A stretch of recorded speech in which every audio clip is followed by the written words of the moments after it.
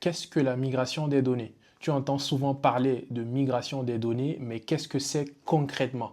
Aujourd'hui, je vais t'expliquer de manière simple en utilisant les deux boîtes pour que tu comprennes concrètement ce que c'est que la migration des données. Ce qu'il faut comprendre dans un premier temps, c'est que lorsqu'une entreprise change de système ou de logiciel, elle ne peut pas perdre toutes ses anciennes données. Elle doit donc récupérer les données de l'ancien système et les transférer vers le nouveau système. Et c'est justement ce qu'on appelle la migration des données. Mais attention, c'est pas juste un transfert ou un copier-coller des données. Je vais t'expliquer de manière simple. Imagine que tu as une armoire avec tous tes vêtements. Cette armoire représente cette boîte. On l'appelle boîte A. Et cette armoire représente également ton ancien système. Et les vêtements représentent les données. Maintenant, imagine que tu achètes une nouvelle armoire. Une armoire plus grande, plus moderne et mieux structurée. On va appeler cette armoire la boîte B. Cette nouvelle armoire représente ton nouveau système. Dans un premier temps, il faut d'abord récupérer les données.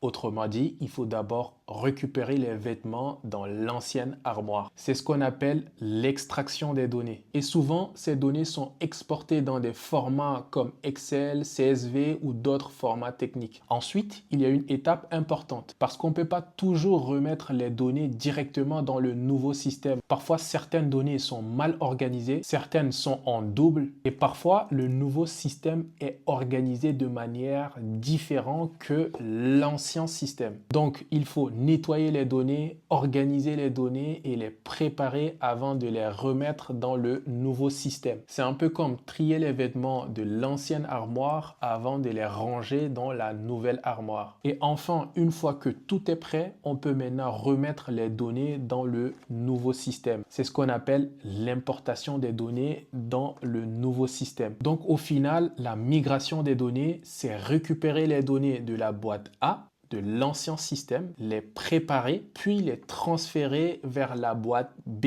le nouveau système. Et dans les entreprises, cette étape est extrêmement importante parce qu'une mauvaise migration peut créer des erreurs, des pertes des données, des incohérences entre les données ou même bloquer complètement certaines activités de la société. Voilà ce que c'est concrètement la migration des données.